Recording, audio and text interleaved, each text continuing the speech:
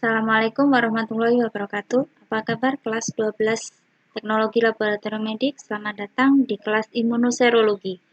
Baik, untuk pertemuan hari ini kita akan membahas materi tentang flokulasi. Apa itu flokulasi? Nah, flokulasi di sini adalah suatu proses aglomerasi atau penggumpalan partikel-partikel yang terdestabilisasi menjadi flok dengan ukuran yang memungkinkan dapat dipisahkan oleh sedimentasi dan filtrasi. Nah, contoh dari pemeriksaan laboratorium yang menggunakan metode flokulasi ini adalah salah satunya adalah VDRL, yaitu Viral Disease Research Laboratory. Nah, apa sih VDRL? Nah, VDRL adalah suatu pemeriksaan yang digunakan atau yang bertujuan untuk mengetahui apakah seseorang mengidap sifilis atau tidak.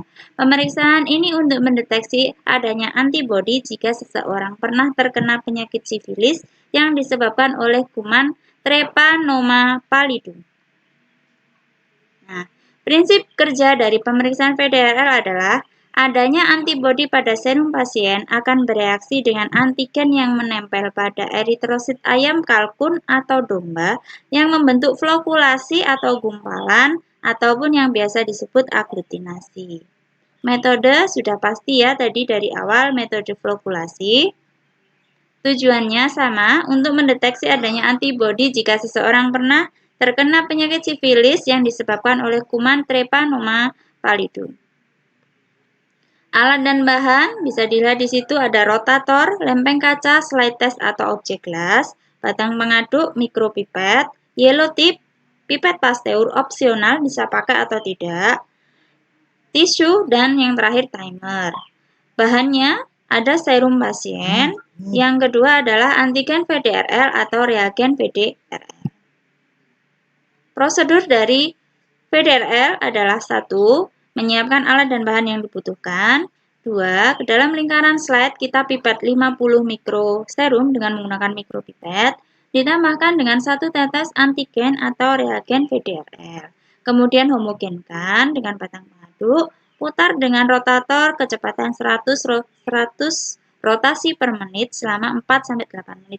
Bisa menggunakan tangan Bu, misalnya tidak mempunyai rotator bisa. Dan waktunya tetap 4-8 menit ya. Bisa kita goyangkan seperti kita memeriksa Widal ya. Metode slide. Interpretasi hasil beda ya dengan Widal. Kalau Widal kan positif, tapi kalau interpretasi hasil dari VDRL ini kita nyatakan dengan reaktif, reaktif lemah dan non-reaktif. Nah, reaktif seperti apa? Itu bila tampak gumpalan sedang atau besar. Sedangkan reaktif lemah itu apabila gumpalannya kecil, sedangkan yang non-reaktif atau negatif itu tidak tampak flokulasi atau gumpalan. Nah, ini adalah contohnya, slide-nya seperti apa, dan positif seperti apa, negatif seperti apa, ini bisa diperhatikan ya. Nah, di sini untuk flokulasi dan aglutinasi, adakah yang bingung? Bu, sama-sama gumpalan, tapi kenapa kok metodenya flokulasi? Nah, di sini aglutinasi dan flokulasi ini perbedaannya sangat kecil ya. Singkatnya seperti ini, reaksi antigen antibodi pada golongan darah misalnya kita kan metodenya aglutinasi ya. Jadi reaksi antigen antibodi dapat dilihat baik secara langsung dengan mata ataupun mikroskopis ya.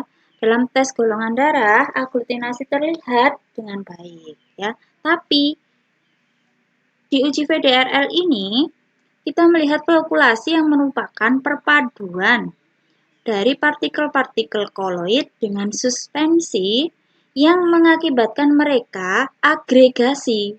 Nah, menjadi massa diskrit yang lebih besar yang akhirnya dapat terlihat oleh mata. Jadi, dia sebenarnya awalnya dari partikel-partikel koloid ya, partikel-partikel kecil dan dia terjadi agregasi. Akhirnya dari agregasi tersebut tampaklah gumpalan-gumpalan atau yang kita biasa sebut aglutinasi. Nah, sampai di sini jelas ya perbedaan antara aglutinasi dan flokulasi. Kalau aglutinasi pada golongan darah, nanti kita metodenya aglutinasi. Cuman kalau pada VDRL jangan salah untuk metodenya kita pakai flokulasi. Dan arti flokulasi seperti apa, pemeriksaannya apa dengan metode flokulasi, prosedurnya seperti apa, sebab dari penyakit ini apa. Nah, itu sudah dijelaskan di sini. Jadi sekiranya untuk materi dari imunoserologi kali ini memang bahasanya agak simpel. Untuk flokulasi memang saya langsung ke pemeriksaannya.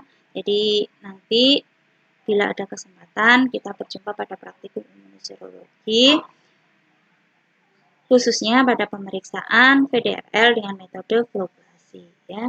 Dan misalnya kuman Treponema pallidum itu apa? Coba di searching ya. Nanti ada tugas dari saya dan pemeriksaan VDRL, pemeriksaan selain VDRL untuk kuman Treponema pallidum itu apa saja? Nah, ada TPHA, ada RPR. Nah, salah satunya VDRL yang kita periksa ya. Baik, saya rasa untuk materi imunoserologi kali ini cukup simpel sekali. Saya akhiri dulu. Apabila ada kekurangan, ada salah kata, saya mohon maaf. Terima kasih. Wassalamualaikum warahmatullahi wabarakatuh.